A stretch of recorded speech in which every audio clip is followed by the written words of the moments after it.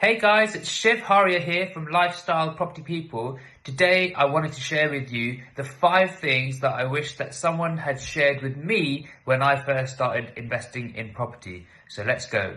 The first thing is buy more houses. I know this sounds really simple, but I wish that I had bought more houses sooner. And what I've realised over the last decade that I've been holding houses, buy-to-let houses as an investment, is that the capital growth on these properties is insane. It just happens whilst you're sleeping, it happens without you knowing, and all of a sudden you've owned these properties for 9-10 years and the house prices have doubled or even more than that. So one of the first things is buy more houses sooner. Remember, you don't wait to buy houses, you buy houses and then wait. And also remember that, unfortunately, unlike the stock market, it's not so much about timing the market, it's about time in the market. So you need to buy the house, hold the property, and the longer you hold the property, the better your return is going to be.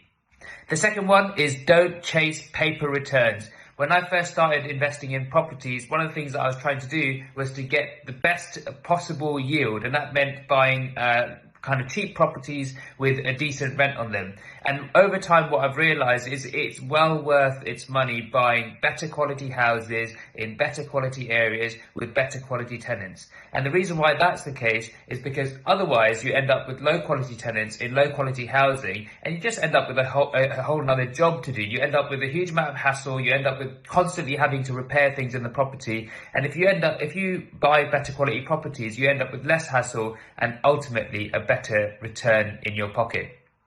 The third one is don't chase the shiny penny. It took us about 6 or 8 months to buy our first property. And the reason why was because every time we started looking left or right, there was another strategy that was more exciting. Whether it was rent-to-rent properties or serviced accommodation or HMOs, there were all these other strategies and they all seemed really exciting. Now, we've done all of these strategies since we first started. But what has consistently been the most profitable strategy for us is just buying buy-to-let houses, 2 to 3 bedroom, freehold or long leasehold houses, and then just holding them. And it's so surprising when you look at it in hindsight. And I say this all the time, but boring is best. That's one of the mantras that I live by. Boring is best. All the exciting stuff, if you want to do exciting stuff, you're probably not going to make money at it. But if you want to do boring stuff and you just hold it like people have been doing for generations and generations, then you probably are going to make money out of that. The fourth one is to build a strong team. Property is a long and cumbersome process and there's loads of moving parts. So the chances of things going wrong are very, very high. What you've got to do is make sure that you've got the right power team on board so that when things do go wrong and when the proverbial hits the fan, you have the team there to be able to bail you out. And for me, I only use people where I can have access to them at any time during the day. That means that I've got to have their mobile number, and for me, I've got to be able to WhatsApp them and for them to be able to respond to me throughout the day, throughout the weekend, etc. So one of the things that I've learned is that you're not alone when it comes to property. You do have a team, and you have to make sure you build a good team over time.